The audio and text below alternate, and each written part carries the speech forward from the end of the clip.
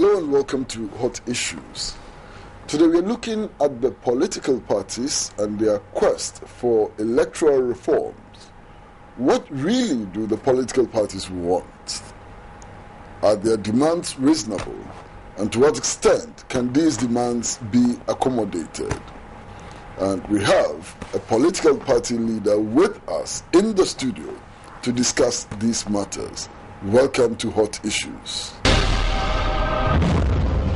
Well, welcome back to Hot Issues, and as I indicated, we are looking at the political parties and their request for electoral reforms. All the political party leaders have met, they've taken certain decisions, and we're going to look into those decisions which translate into a request for electoral reforms.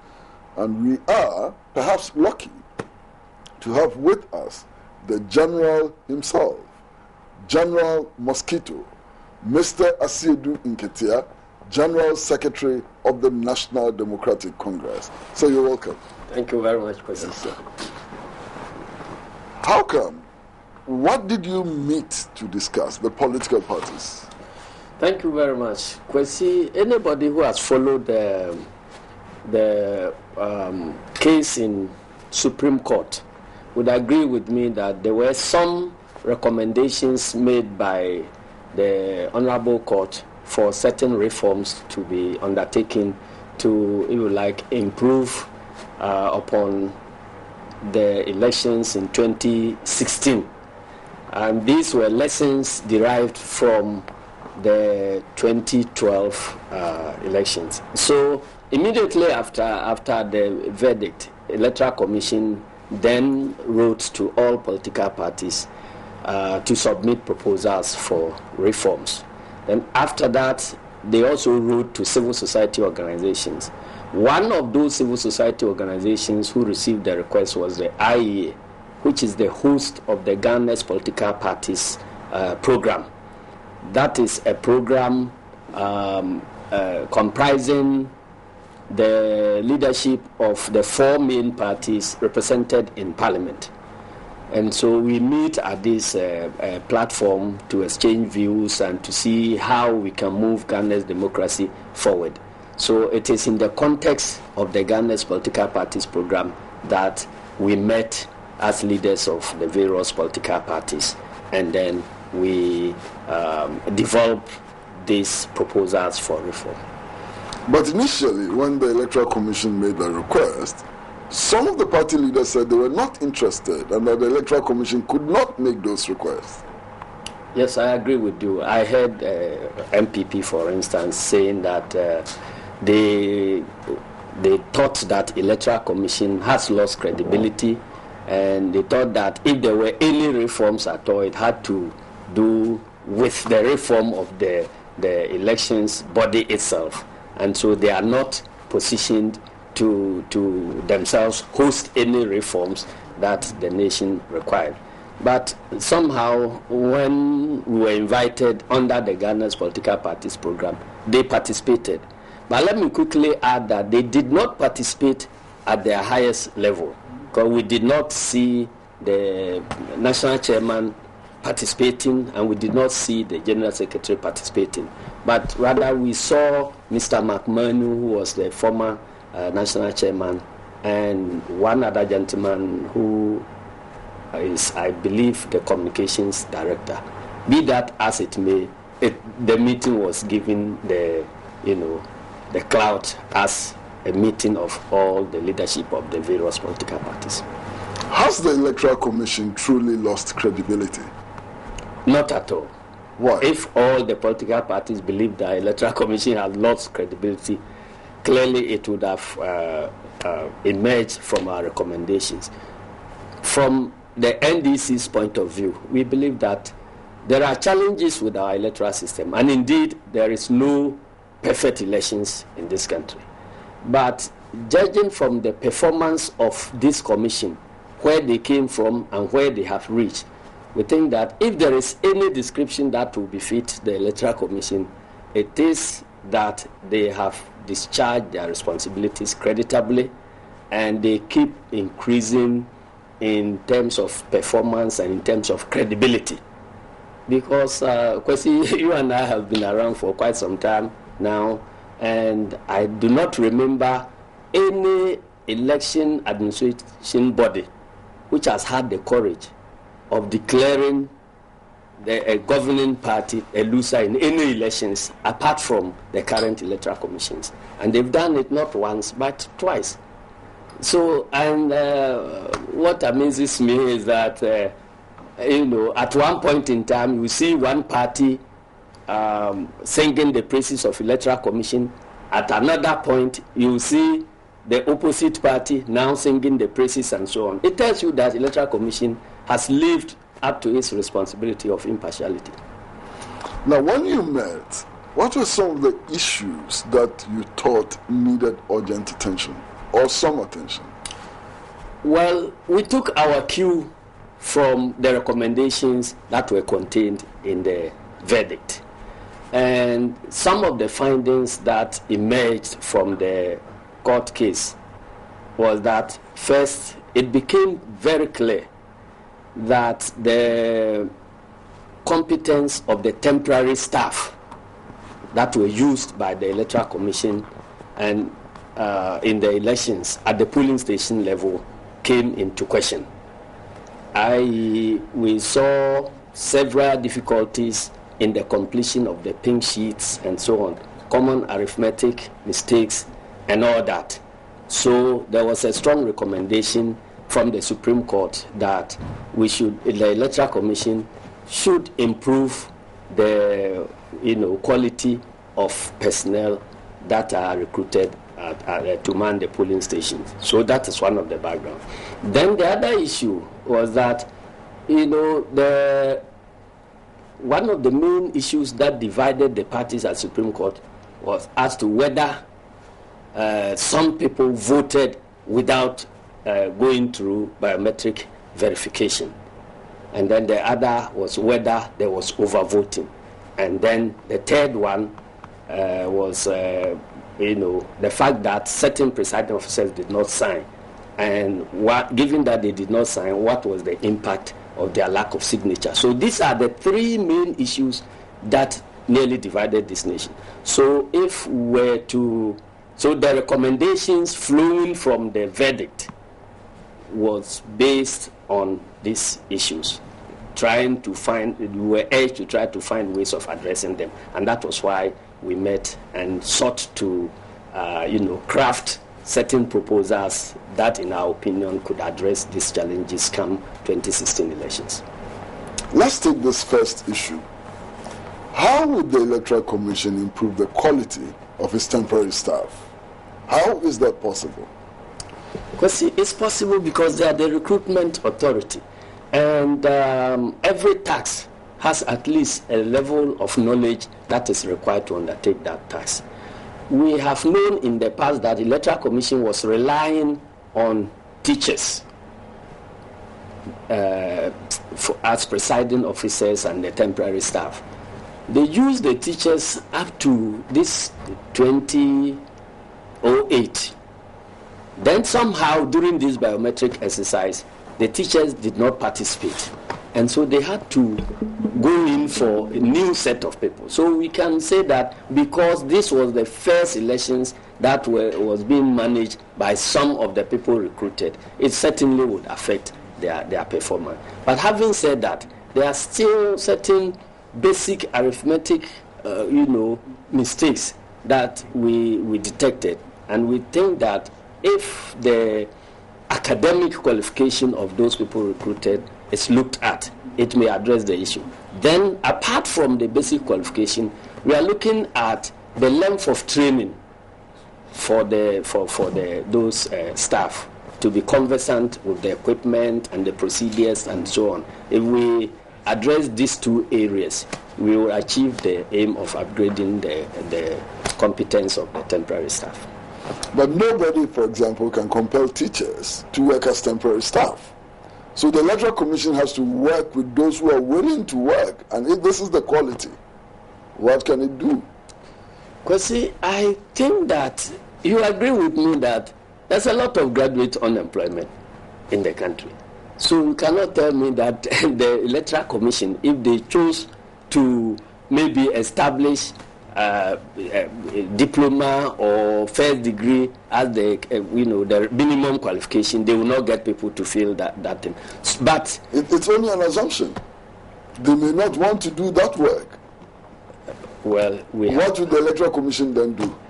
Because see, the fact of the matter is that when it comes to recruitment, there are more people who apply than are positions available.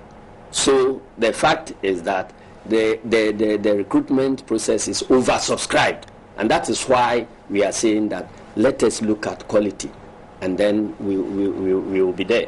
And it is also true that a lot of things may happen in the various districts and so on. People may be recruiting people not on the basis of their competence, but the basis of whom you know and other things. So these are the things we need to address. And talking as the general secretary of a political party, we also have lived through those lessons. You insist that the polling agent should be of this caliber, and yet you cannot be at all the 26,000 branches of the party. So they may use other criteria in getting polling agents. So we are urging the Electoral Commission that this is a very important exercise. Indeed, if they do not perform, if they fail the nation, we can go into very serious crisis as we nearly went through in these past elections. So the political parties, what is the minimum qualification that you're looking at?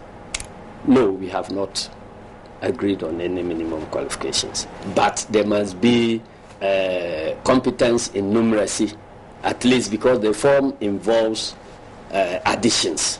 So people should be able to add figures, and people should be able to read English language and understand what it means. People should be able to look at the whole pin sheet and see whether what they have written there is consistent internally or it makes sense. So these are the things. And if you are transposing figures, for instance, number of people registered at the polling station, and you are picking the figure from the voters register at the polling station, we don't expect you to make a mistake. Or if you are indicating, the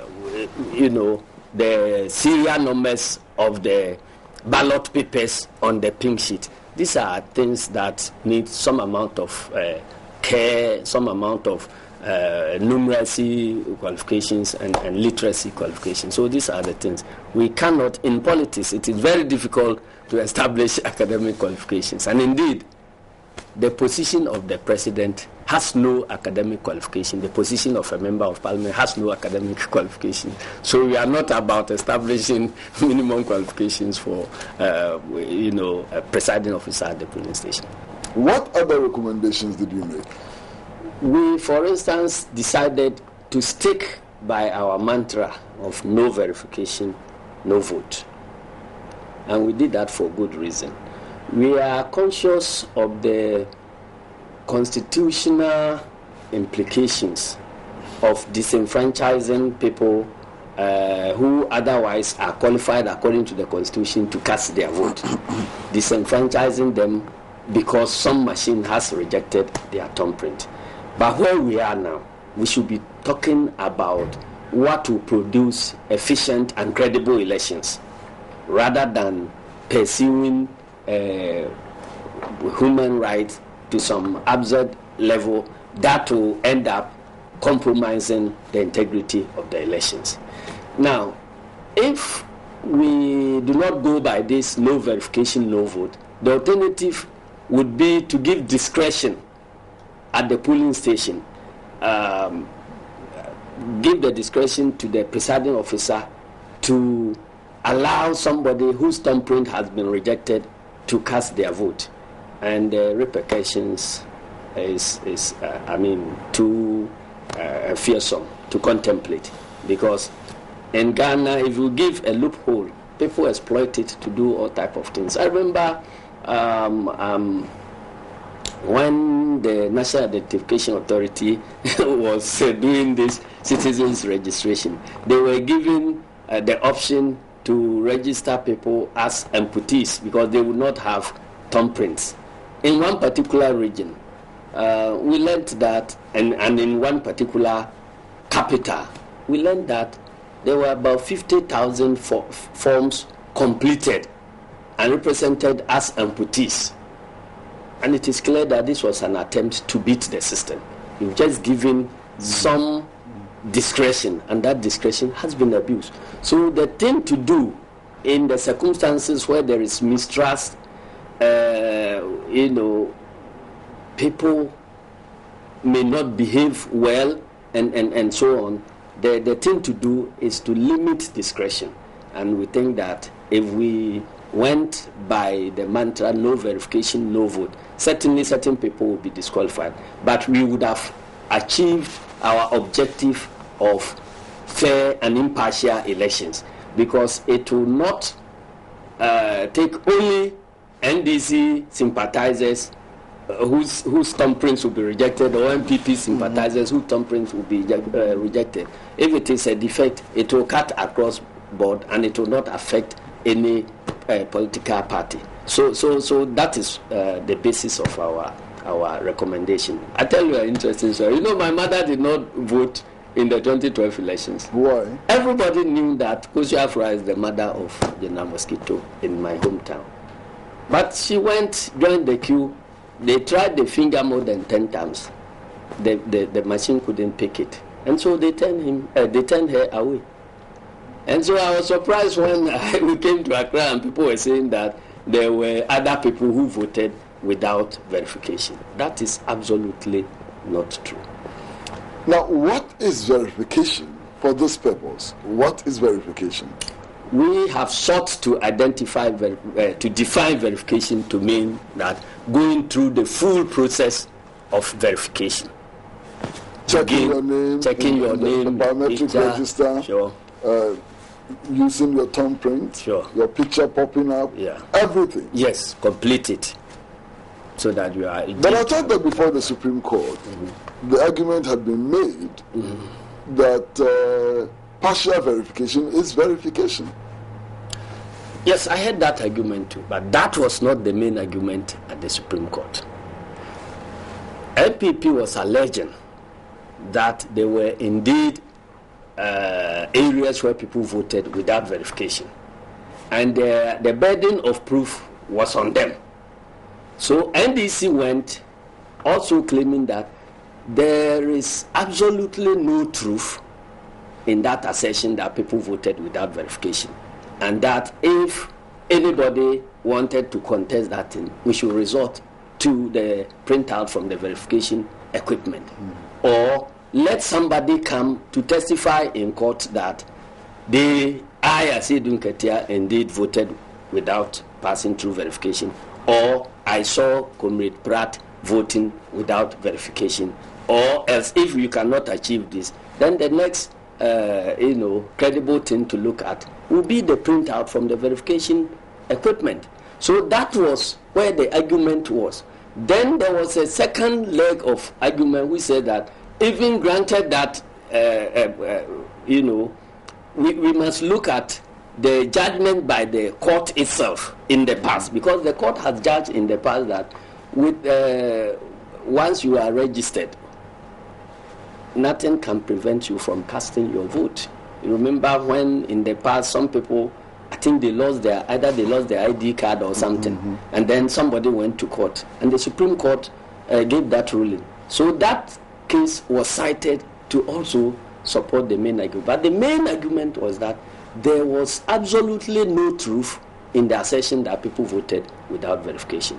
And it is interesting, when these arguments were flying around, both the Electoral Commission and NDC wanted to tender in printouts from the verification equipment, because after all, the reason why we bought the equipment was that anybody who goes through the process would have a record of their ID card, voter's ID card captured the day the voting took place, the day the thumbprinting took place will be captured, the name will be captured, and then the time, the minute for the thumbprinting will be captured.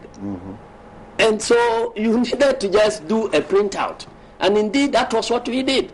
And we realized that in all the cases where they were alleging, no verification, it was totally false. The printout from the machine tallied exactly with the figures that were declared on the pink sheet, even though in the ballot accounting sessions a lot of figures were wrongly placed in certain columns. But that was what mattered. So we were surprised that the case dragged that long.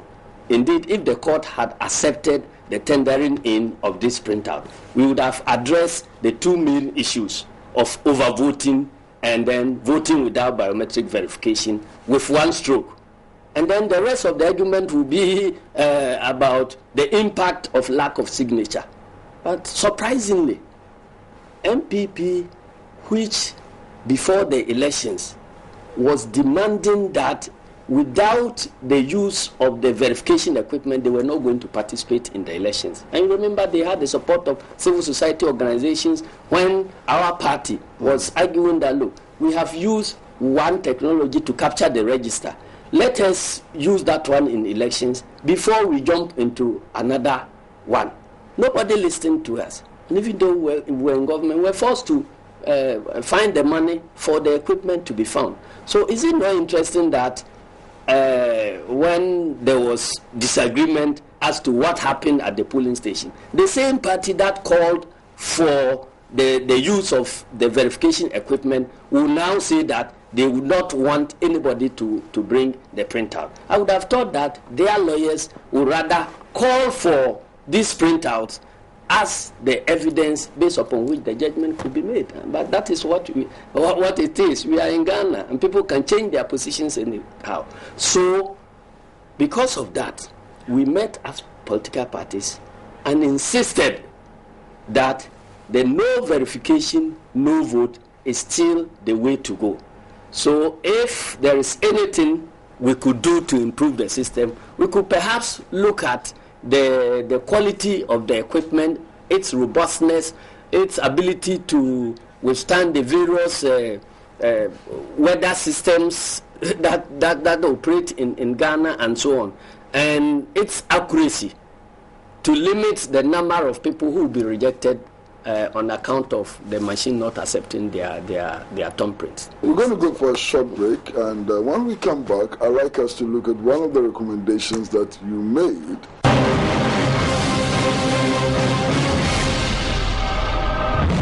Well, hello, welcome back to Hot Issues, and we are in conversation with the General himself, General Mosquito, Mr. Asiedu Nketia, General Secretary of the National Democratic Congress, and we are looking at the request of the political parties for reform. I read your recommendations and found out that you are saying you are calling for powers for the Electoral Commission to be able to go to court and delete ghost names or persons whose names ought not to be on the register but are found on the register. How come? Well, let me say that Electoral Commission has some powers in that direction, but they are not complete. After registration, there must be a challenge to somebody's name being on the register, and that challenge must be processed through a certain form before the names can be deleted. So the Electoral Commission's hands are tied when you come to a situation where Suomutu, on their own, they detect that, well, they have evidence that that person is dead, they have evidence that this person is no longer here, and so on.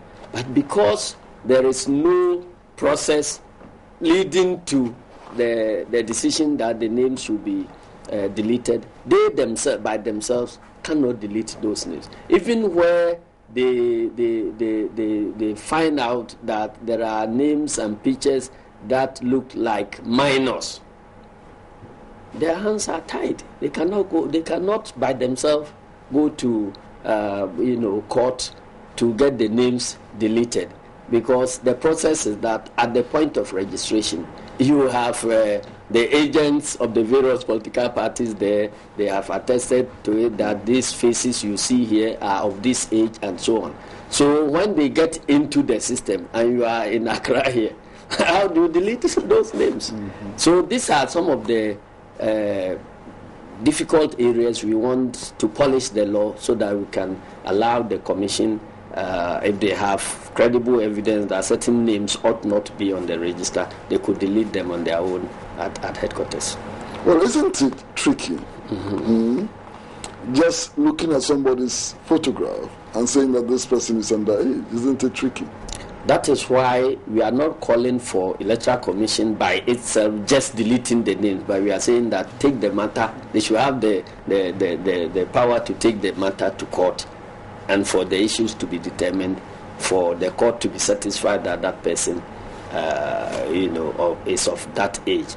I mean, the court may be minded to call for other evidence, and when it is supplied, I'm sure they'll be able to make a determination.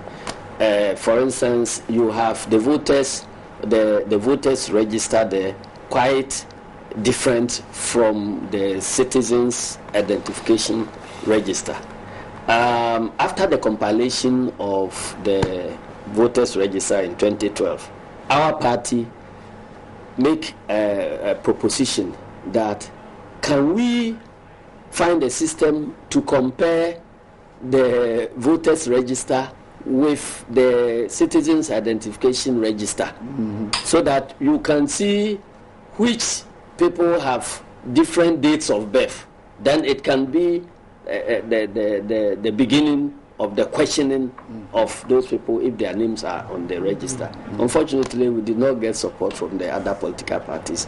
And the reason being that the citizens register has not covered the whole country yet. But as we move along, we should get to a point where our data is merged in this country. So it will not be possible for anybody to quote one date of birth here and then quote a different date of birth in another document.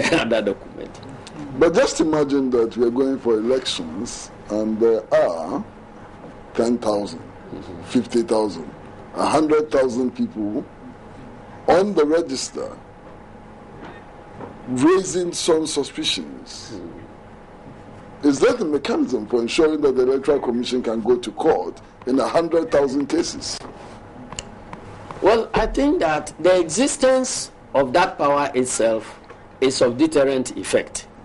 So if people know that even if you are able to beat the system at the registration center, your name can still be deleted at some point, it will serve as a demotivation for people to do that.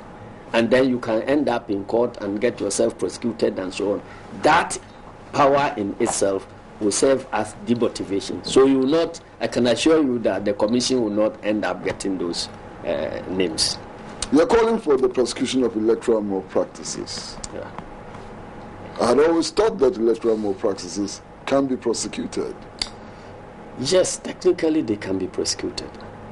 But when you take the People's Representation of the People's Act, the crimes associated with elections can be prosecuted only upon the express permission by the Attorney General. So they are not like any other crimes. All other crimes. They are not like any other crimes. All other crimes can only be prosecuted on the authority of the Attorney General. I'm not talking about the authority. The authority of the Attorney General is assumed by all prosecuted throughout the country, the police prosecuted and so on. So you do not need another express authority to go and prosecute them. When suspects are arrested, they are prosecuted as a matter of course. But there is a specific provision in the Act that says that before anybody can proceed to do this prosecution, they need express permission of the the Attorney General to do that. And we think that that clause should be removed. Because, Kwesi, if we do not do that, we would allow some reckless people to run this nation aground because of disputes in elections. Let's take the third issue that was at stake at the Supreme Court. That is the absence of signatures of presiding officers. There were about 905 of them out of the 26,000 who did not sign. Now, the law was not very clear. The law was clear in making the demand that the pink sheets must be signed by the agents of the party and the presiding officer. And the law went to specify what should happen if the agents of the political parties refuse or fail to sign. The law provides remedies for those things.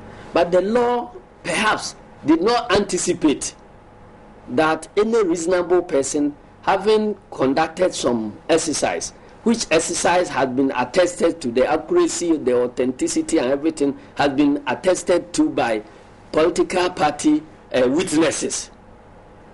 The author of the work himself will get up and say that I'm not signing. What could be the reason? When in court, NDC and the Electoral Commission maintained that the only reasonable reason why the signatures were not there was inadvertence. Mm-hmm. But our colleagues in the other party said that no, it is not inadvertence. But we could not get any of the presiding officers in question to come and tell the nation why they did not sign.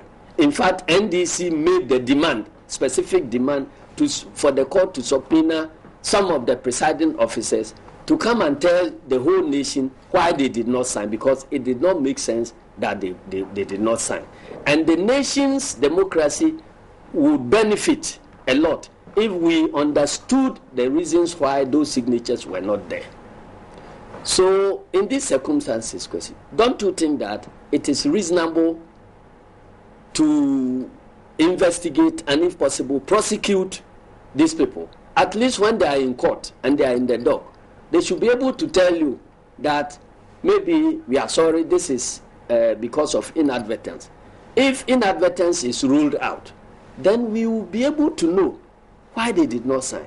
Are you not just going to make it more difficult for people to come up and become officials? Not at all. If there's a threat of prosecution hanging over their heads and so on, and this is a very rewarding job anyway. Kwesi, it's risky and so on. It is not about the reward or lack of it.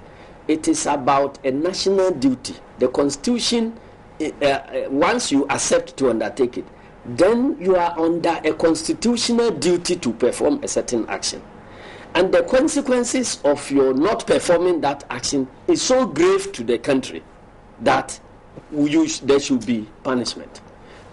General, we're going to take another break, and when we come back, we'll look at some of the recommendations that you have made, and if we have sufficient time, we would peep into your party and answer a few questions about your party. So, viewers, we are taking a short break from Hot Break. We have been talking to Mr. Asiedu Nketia, General Secretary of the National Democratic Congress.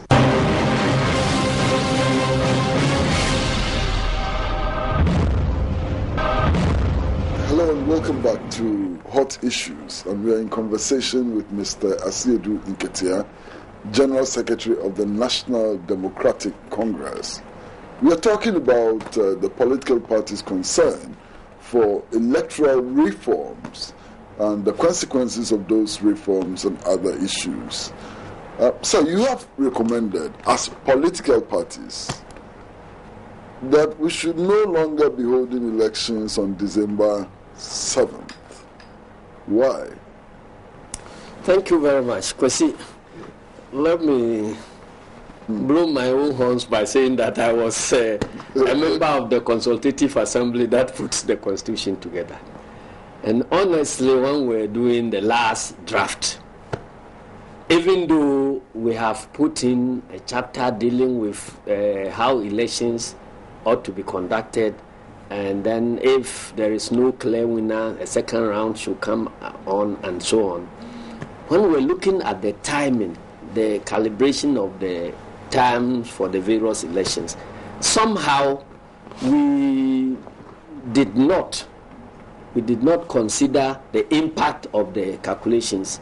So I think 2000, and that defect did not become apparent until 2000, when we had to do a runoff, because the law states that the election should be held, and then if there is no clear winner, then a runoff should happen 21 days after the first round. Now, if the elections were held in the first week of December, that is 7th or 8th, as the case may be, and there is a runoff, then you are adding 21 days to the runoff. That is minimum. 21 days to the 7th, it takes you to 28 days. That takes you to 28th of December. Now, if the clear winner emerges, at least it takes some 1 or 2 days for even the results to be announced or published. That will take you to the end of December. Then the winner has 7 days to prepare to take over. The loser has the same 7 days to prepare to hand over. And so that, in my view, might have accounted for the chaotic nature of the transition, the first transition, and in the second transition there was some improvement, but still the constraint of time was very, very apparent. And so I'm happy that this suggestion is not coming from the political parties alone. The Constitutional Review Committee has also made some recommendations in that direction. And so, in effect, what we are doing is to support the recommendation that the Constitutional Review Committee has brought up, so that if we are able to push the elections backwards by 1 month, it brings us to around first week of November, and then handing over will take place in first week of January.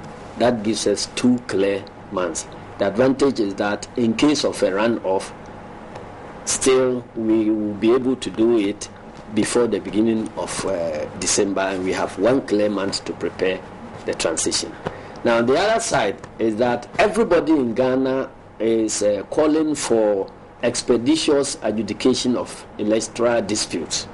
So, as the arguments and counter-arguments are going on, we hope that we should be able to get to an acceptable solution, such that it becomes possible for all post-electoral adjudication to be concluded even before the handing over. If we are able to get to that level, that would be a very ideal situation. But I must quickly add that this recommendation should not be taken to mean that in case there is an electoral dispute, then the winner will not be sworn in on 7th. That is not the import of this. The winner will still be sworn in on the 7th, whether the dispute has been concluded or not. But we are saying that the nation will be better off if we could fast track the adjudication of electoral disputes, such that by the time we are doing the handing over, all those issues would have been settled. So the new president comes in and begins, hit the ground running. Can't it be assumed that if you form a political party to contest for power, you should be in a constant state of preparation to assume power? Why do you need 2 months when you should be preparing all the time to assume power? Because see, if we are in a perfect we do not have a perfect democracy. If the situation is congenial, then it should be easy for governments to be sworn in, maybe even 2 weeks after the handing over process. The president should be able to announce cabinet, blah, blah, blah, blah. But the reality is that data management is a challenge in this country, and we cannot assume it away. So, whilst you are in opposition, the information that is available to you in opposition is almost always not complete. So you cannot be sharing the same information as the party in power as it happens in other advanced Shouldn't democracies. we work on that one? I was at the inauguration of President Rouhani. Yeah. At his swearing in, he announced his ministers, he announced his policy, he announced everything right there at his swearing in. Why can't we do the same? That is why I'm saying that the background in the system, this tells you that there is adequate information management systems, so anything you need to know about anybody is easily and readily available.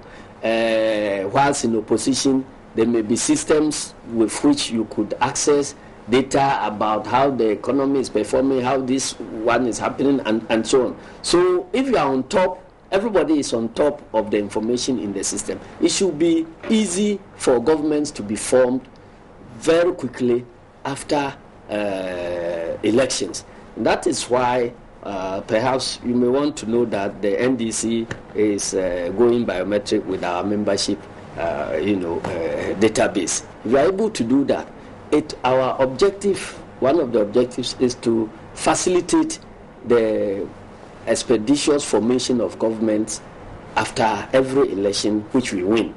So it's all about data management and information flow. If the situation is such that the data management is not correct, it will be difficult for you to take decisions with the speed with which everybody would like it to happen.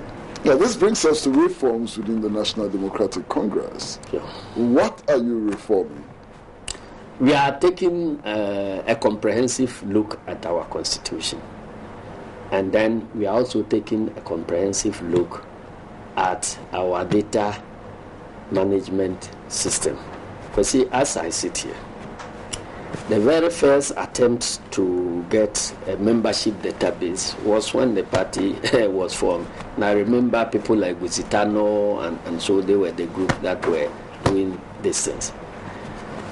Beyond that one, we do not have, as a party, a credible membership register, to an extent that when you come to my office, I should be able to tell you that NDC has 2 million members or 3 million members.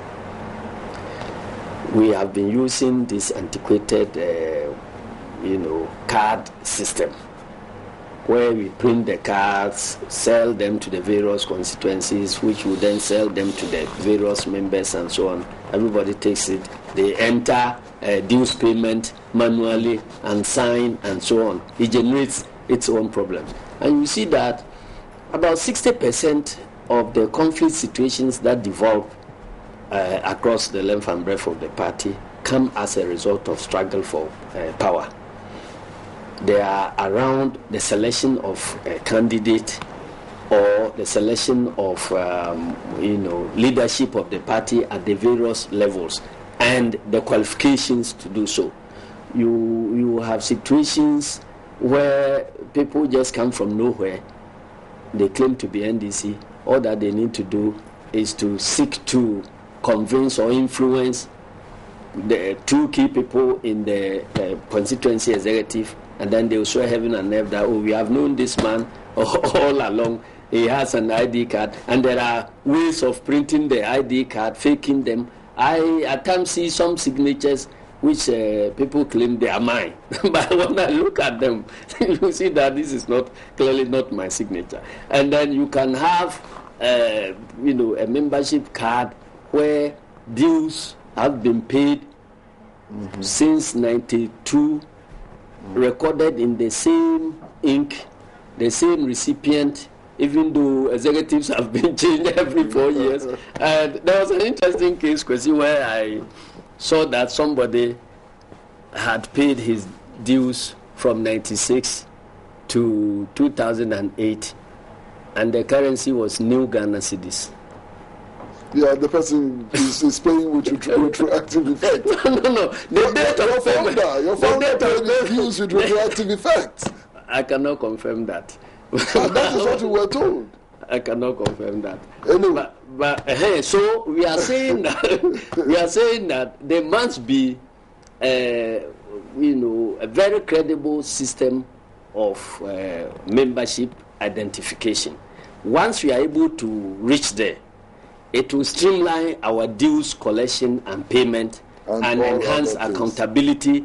It will help the president in establishing government expeditiously. There are a lot of advantages. Following statements made by Honorable Babin and a few others in your party, what did you say is the relationship between president and party? Well, I wish I knew the ideal relationship with which we are comparing. We are a new party. We're not talking about ideal. What is the current state of the relations between the party and president? Well, if we are talking about, I think that they are cordial. There is cordial relationship between members of the party, individual members of the party, and His Excellency the President, both at national level and across the regions. But there are challenges of managing that relationship. For instance, communication channels and so on. There are some challenges in that direction. For instance, if I am placed in a position where I am supposed to be the channel through which certain other people could be reached, if you see maybe those people being reached without your knowledge, that's a problem. So these are some of the little things that we are working at, and I guess they are in every party. But the day all those challenges will be resolved, we will all stop thinking. Exactly. We are thinking because there are challenges. But General, I mean, finally, what is your expectation of the Chief Justice's probe into the Vicky Hammer tapes as General Secretary of your party?